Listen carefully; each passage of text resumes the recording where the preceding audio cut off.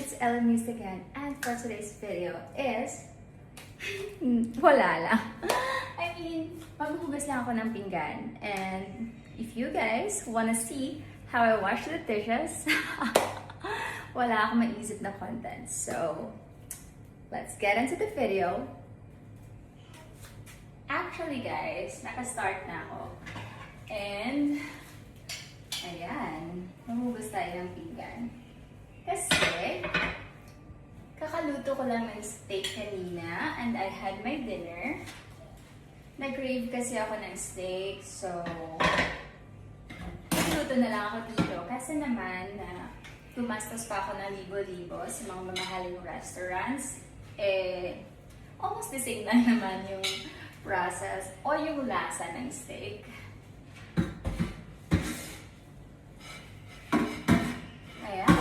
Hugas tayo ng pinggan. Kasi sa bahay hindi ako yung naghuhugas ng pinggan. I have two assistants.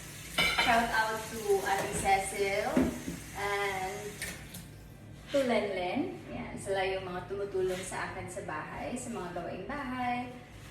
Para hindi ako masyadong ma-stress kasi ang dami kong ginagawa kasi.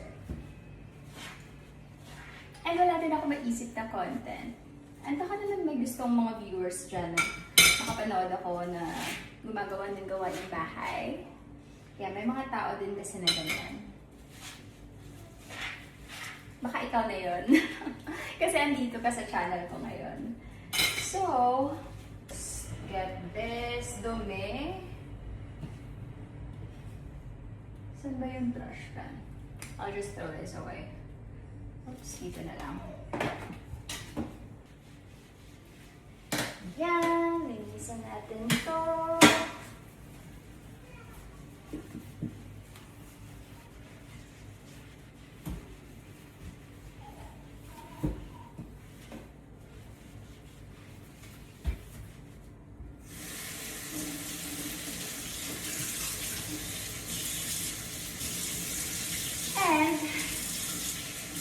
Ikaw, kung nanonood ka man ngayon, thank you sa panonood ng mga YouTube videos ko.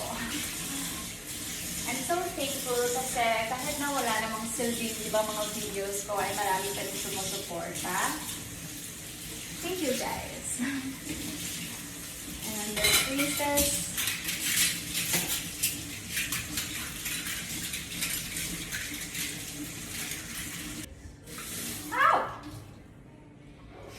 My girl's sick. Yan.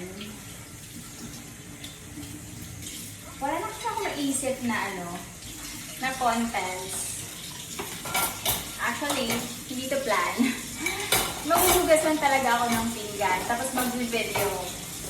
And ayun. Naging vlog na lang.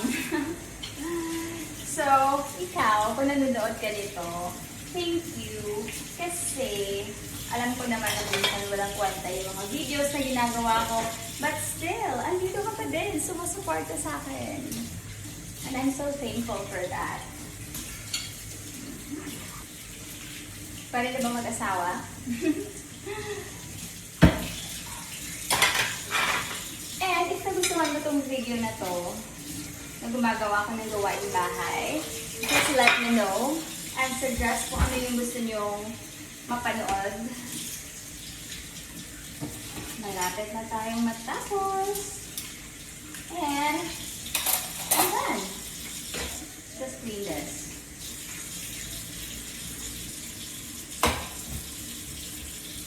And, we're done!